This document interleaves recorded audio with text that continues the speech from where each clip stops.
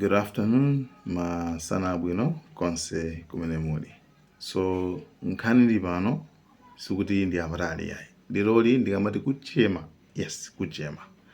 Lero kuli debate ya anthu awiri. Mmodziyo mukumudziwa kale. Dennis Mahata. Yes. So ameneyu wapangidwa challenge, wachallenjedwa ndi mkulu wina amene ali msilikali wopuma, amenenso amafuna kuyimiranso president. Dzina lake mkuluyu ndi Pemphero Mvura. Mkulu ameneyu wanayambira kalekale kunena kuti Dennis Mahata uja philosophy yake ija ndi yabosa, imene ijayo sindimayiona bwino, azungu ndi abwino, sutanga mungalimba ndi azungu yayi, right? So anayesera kupita ma podcast osiyanasiyana kuti mwina mwake amuchallenge apange debate. Finally zatheka. So madzulo ano ineyo ndikubweretserana debate ya anthu awiri amene wawa. Mwina kuti ndikupasire nthawi sindizoti ikhoza khala mwa nthawi yotalika bwanji, koma ndithukuza nzoti kuyambira 7 mapita uko, koma sifika so mpaka na 9 10, no, koma kuyambira 7, around 7 half 7 tikhala tikuposta debate pakati pa Dennis Mahata komanso Pemphero Mvura. Tuone kuti makamaka pamene papo chingachitika nchani. Ndiye mukhale pomwepo makamaka kuti tuone kuti zitha bwanji makamaka. Komano mwina, I think you're all familiar with Dennis Mahata. Komano maybe tikumbuseni za Pemphero Mvura. Then tikupasana ka interview pang'ono komanso mmeneso ama-challenge amene amayankhuliraso zokhuza ndi Dennis Mahata pamene ndithu anali ndi Felista Nyauyu. Guys, philosophy anu wakhanga kufanana ndi Dennis Mahata. Simunaganizepo kuti mwina sinanganonse ndinu ama revolutionary kaya ma philosophy kuti mwina mungokhanga ngati mupange collaborate and then we should work together come 2030 wina president wina running mate or as a team. What you're saying is true, and I think mapanga interact with Dennis Mahata. You can actually contact him. Tukupita kuzisankho izizi. I approached him atokomfotokozera tinalakwana. I approached Mitwal Tobias, I approached Dennis Mahata, I approached Kudino Janindani. Napanga approach anthu angapo kuna kuti tipange as a team. And I was not imposing myself to be the leader. Ndina kuti tikale pansi tipange common consensus ya mmene tingapititsire Malawi. Amene dolo besana ndozona kuti iwo akufuna akaime paokha sangapange alliance ndonali yese. Mahata ananena kuti he's not even ready at that time to do that. Okay. What I can say about Mahata is a brilliant young man with bright ideas. I appreciate his ideas. The only challenge mimi maona ndi philosophy ya Mahata ndio nina kuti ama tamangira stage number 2 tisanamange stage number 1. Okay, stage number 1 indeed. Mutati mumvetsetse bwino mwezi ndikamba ine apa ndikukamba za ifeyo ngati Amalawi. Zomwe tingapange ifeyo ngati Amalawi kuti tisinthe narrative yathu ngati Amalawi.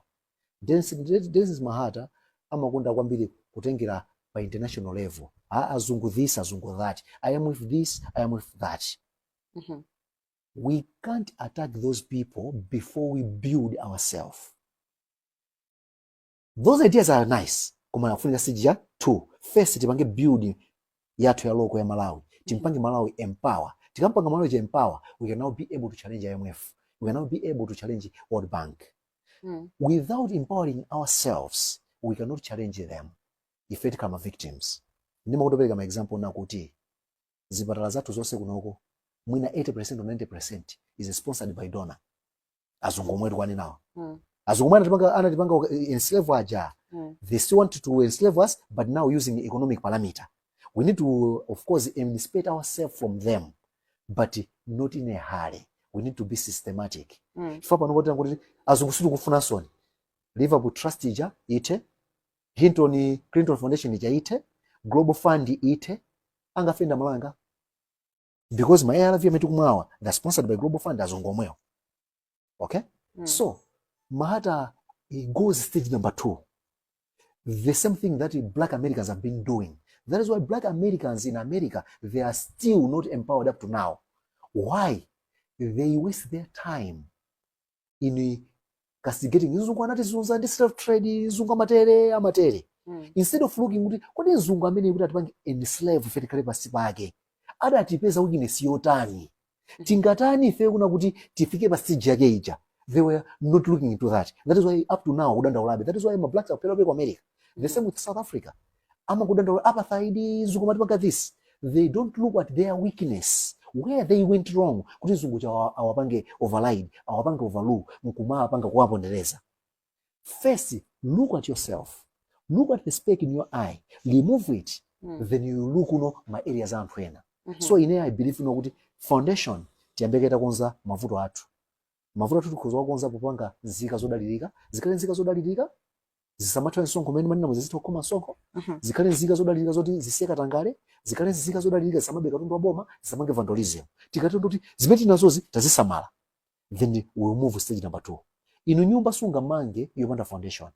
So what Dennis is doing is like building a house without a foundation.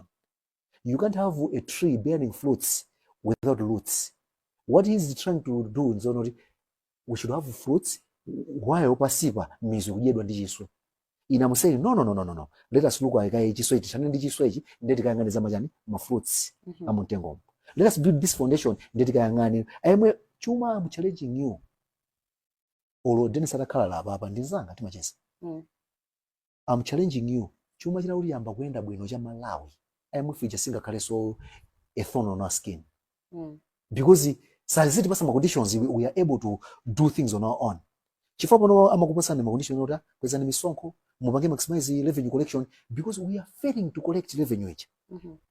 Ndiye akutuza koma revenue tutoria mmene manina muchoti tapanga increase tax base, revenue tutoria kuno bwino. Ngatuza noti chepetsanu ni musalembeso ntchito anthu. Ngatuza kuna kuti musapangeso promote anthu. Ngatuza kuti kweza ni VAT. No, because they akakuza nuna kuti inuyo balance of payment yanu mukuikwanitsa. Sakupanga impose ma condition ena loss. Koma for balance of payment yatu mangani ikwanitsa ndito mafuna donations and ma loans ndi ma grants. That is why amatipasa ma conditions achi. We have to rectify, we have what it takes. We have lutile, we have God, we have our land. Let us make use of this. We have human power. Population ya Malawi yakula kwambiri utapanga 23 million. 22 to 23 million. That's manpower. Let us put that manpower to good use. We have the labor. Factor of production mafuna zingati. Land, labor, capital, and managerial or entrepreneurial management. We need a leader. In our provide management. Point number 4. Land muwanati pasakali. Maminos muwanati pasakali. Labor ndi taswana Malawi fetina mbili. So let us translate these other 3 into capital. Then we will build our economy. Okay. Yeah. Interview. Thank you so much, Malawian cameras.